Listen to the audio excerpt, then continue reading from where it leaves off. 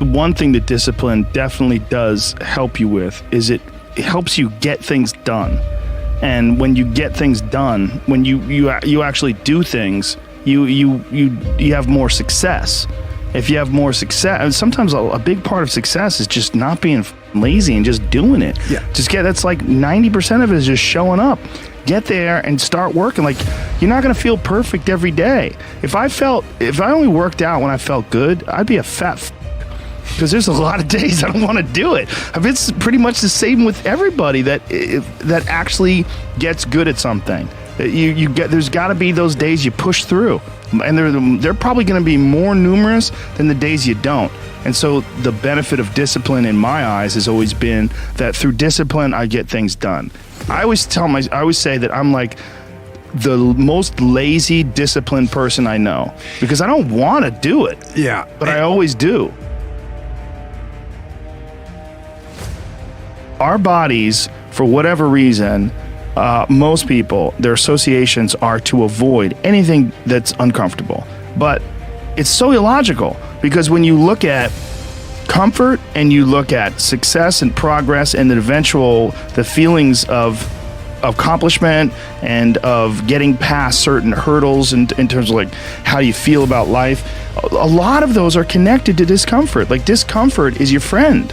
It really is. Like, discomfort and not being happy and content with certain situations in life or certain feelings in life, they're massive motivators, and they're amazing at facilitating change. And yet our instinct is to avoid those and just sit on the couch and watch some reality show about dudes who make moonshine with our jaw open, like, it's bizarre. A lot of artists and comics, I bet musicians as well, but writers for sure. One of the big problems is sitting down and doing the work. Mm-hmm. And you gotta, and Pressfield talks about that in the most concise and beautiful way. And he labels it like an enemy. He calls it resistance, and that you have to sit down and you have to overcome resistance, and that the pro goes to work. And it doesn't matter if you're sick, doesn't matter if you have kids, it doesn't matter what, you're a pro and you go to work. Just, it puts it in your head that this is what I do. This is what, and you have pride in that. And then when you are in front of that keyboard and you look down the count, it says, I got 1,000 words today. I put 1,000 words in. You're doing the work, and out of that work, gems blossom. Yeah. Little things, but you might have a day where you just write nothing but dog. So what? Show up again tomorrow, and tomorrow out of that dog, the flower will emerge. You never know, and that's the only way to develop real. Like, to really develop your potential 100% in anything.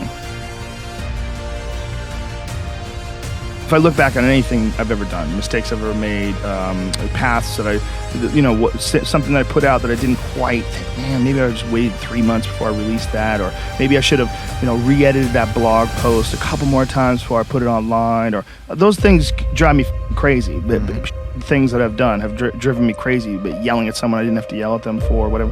But the most important thing is always for all people to recognize that you're not who you were a year ago. You're not who you were 5 years ago. You're not who you were last week. You're who you are now, and this is the only you have control over. So you gotta regulate how much you dwell on regrets of the past. You really gotta be careful, because it's good to have a little. Because my regrets, whether it's things of professional nature or the very few regrets friendship-wise, which is one thing that makes me very happy. But there's life is strange. There's a lot going on. There's a lot of factors happening in life. But for sure, who I am now wouldn't have ever happened if I didn't fuck up.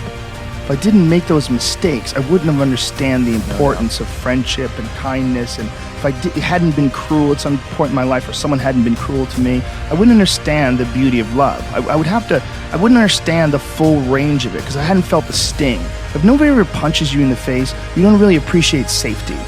Because a lot of people don't even understand what safety is. You could say, we're safe, but you are so not safe at any moment, And when someone's punched you in the face a bunch of times, and you've been in a street fight with some guy you barely knew, you got in an argument with, there's something about regular safety that's sweeter.